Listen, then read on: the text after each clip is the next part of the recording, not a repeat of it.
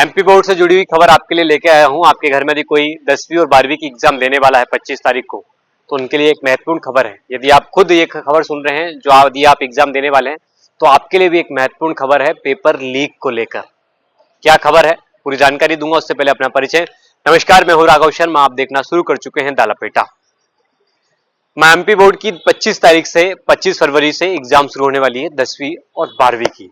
लेकिन उससे पहले एक गिरोह सक्रिय हो चुका है, जो टेलीग्राम और व्हाट्सएप पर पेपर लीक करते हैं और ऐसे दावे करते हैं कि ये लोग जो एग्जाम में पेपर होता है वही आपको देंगे। 5,000, 2,000, 10,000 ऐसी रेट तय करते हैं उन स्टूडेंट से और उनके माता पिताओं से। जब ये खबर हमारे पास आई तो इस खबर को मैंने चर्चा की। केडी त्रिपाठी जो एमपी बोर्ड के सचिव हैं, उनसे चर्चा की। उनसे पूछा कि ऐसे ग्रुप जो दावा करते हैं कि उनके ग्रुप में पेपर आ जाता है 10वीं और 12वीं का, वो कैसे दावा कर देते हैं और स्टूडेंट ऐसे क्यों उनकी बातों में आ जाते हैं। क्योंकि इससे पहले हमने कई बार घटना देखने को मिली है हमको, जिस पर पुलिस प्रशासन ने कार्रवाई भी की है। जो पेपर लीक करते थे, पेपर लीक की ऐसी घटना सामने आती थी कि 10वीं और 12वीं का पेपर लीक हो गया है, हिंदी का, मैथ्स का, 2,000 रुपए में स्टूडेंटों ने ले लिया, 5,000 रुपए में ले लिया।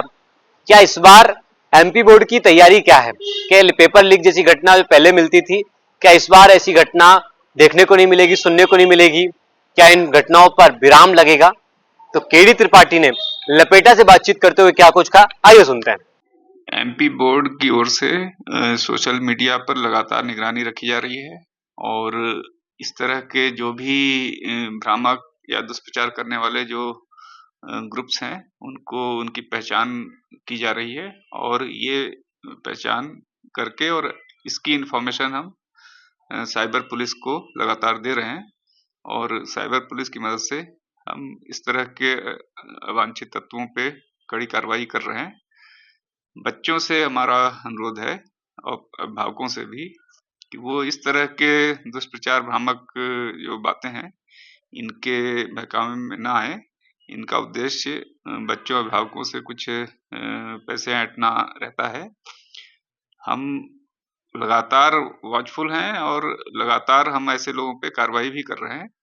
तो अभिभावकों और बच्चों से यही अपील है कि वो इस तरह के भ्रामक दुष्प्रचार में ना आए। मंडल की पूरी चौकस पूरी व्यवस्था है, प्रश्न पत्रों की गोपनीयता को लेकर के भी और परीक्षा केंद्रों पर जो नकल को रोकने के लिए और अन्य जो भी प्रशासनिक व्यवस्थाएं हैं, वो बिल्कुल चुस्त दुरुस्त, फूल प्रूफ है। किसी को किसी प्रकार की चिंता, शंका करने की कोई आवश्यकता नहीं है। सर, एग्जाम होने वाली है तो नकल को लेकर भी कई सवाल उठते हैं, चीजों को लेकर, तो उसको रोकने के लिए क्या प्रशासन कर रहा है अभी? मंडल के निर्देश पर पूरे प्रदेश में जिलों में 525 फ्लाइंग स्क्वाड अब तक गठित किए गए हैं और इन फ्लाइंग स्क्वाड का उद्देश्य जो अनफेयर मीन्स और नकल या इस तरह की प्रवृत्ति को निरीक्षण करना, उस पर अंकुश लगाना है।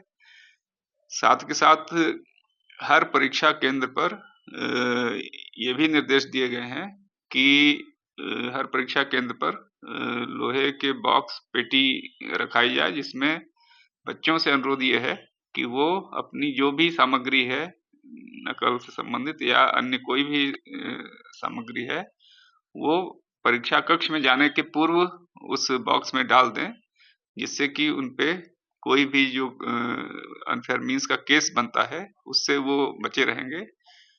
परीक्षा कक्ष में परीक्षा के दौरान यदि कोई सामग्री पाई जाती है, तो जो फ्लाइंग स्क्वाड मैंने बताया, वो फ्लाइंग स्क्वाड के माध्यम से और जो कक्ष में निरीक्षक हैं, वो फिर ऐसे लोगों पर जो नकल का प्रयास करते हैं, उन पर केसेस बना सकते हैं। इससे बच्चों का भविष्य भी खराब हो सकता है। इसलिए सभी से अनुरोध ये है कि इस तरह की जो व्यवस्थाएं मंडल ने बनाई हैं, उसमें पूरा सहयोग करें।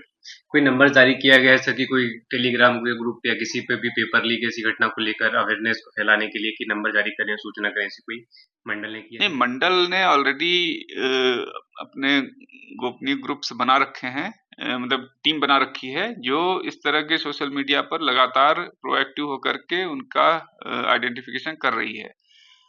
बच्चों को यदि कोई सूचना या कोई सूचना देना है या कोई क्लैरिफिकेशन लेना भी है, तो मंडल में सुबह 8 से शाम के 8 बजे तक के लिए हेल्पलाइन संचालित है, जिसमें 18 काउंसलर लगातार बच्चों को काउंसलिंग देना, सूचना देना या बच्चों से यदि कोई इन्फॉर्मेशन है वो भी लेने का काम वो कर रहे हैं। तो ये मंडल परिसर में ही ये हेल्पलाइन ऑलरेडी संचालित है। आपने केडी त्रिपाठी को सुना, उन्होंने कहा कि एमपी बोर्ड ऐसी चीजों पर नजर रख रही है, हमारा साइबर सेल भी काम कर रहा है, लेकिन इस पर उन्होंने जब पुलिस साइबर सेल को कई ग्रुपों की जानकारी दी तो पुलिस प्रशासन ने और साइबर सेल इस पर क्या कार्रवाई कर रहा है, शैलेंद्र सिंह चौहान इस पर क्या जानकारी दे रहे हैं, आइए वो भी सुन लेते हैं। साइबर क्राइम भोपाल के द्वारा एक सूचना पर कार्रवाई की जा रही है। ये जो परीक्षाओं के प्रश्न पत्र से संबंधित एक हमारे पास कंप्लेंट आई है, जिसमें कि टेलीग्राम ग्रुप पर फर्जी रूप से पेपर से बेचे जा रहे हैं। पिछले साल भी हम लोगों ने इस पर कार्रवाई की थी और करीब 8 दर्जन आरोपियों को पकड़ा था। ये जो ग्रुप्स हैं परीक्षाएं प्रारंभ होने से पहले सक्रिय हो जाते हैं और एक तरह से साइबर फ्रॉड ही है, जहां पर फर्जी पेपर बेचे जाते हैं, जहां पर लोगों से बड़ी रकम वसूली जाती है। उस ग्रुप में कई बार हजारों मेंबर्स होते हैं और इसकी खरीद फरोख्त होती है। इसके ठगी के जाल में ना फंसें, मेरी सभी को सलाह है, सभी नागरिकों को, सभी छात्रों को अपनी पढ़ाई पर ध्यान दें और ये किसी भी तरह के किसी पेपर लीक वाले गिरोह से, किसी भी तरह के ठगों से ये टेलीग्राम ग्रुप में ना जुड़ें। इसमें आप लोग जुड़कर अपना जो परीक्षाएं तो बर्बाद करेंगे, अपना कैरियर और भविष्य बर्बाद कर सकते हो। इनके खिलाफ साइबर क्राइम ने जो FIR करने जा रहे हैं, हम लोग प्रकरण पंजीबद्ध करने जा रहे हैं, उसमें विवेचना भी हम लोग कर रहे हैं और पिछले जो आरोपी थे, पिछले जो पकड़े गए थे, उनसे भी हम संबंध में पूछताछ करेंगे। इस संबंध में हम लोगों ने टेलीग्राम से जानकारी चाहिए, जिससे जानकारी होगी इन लोगों के खिलाफ, जो ग्रुप के मेंबर्स हैं, इनके खिलाफ भी हम लोग कार्रवाई आगे करेंगे।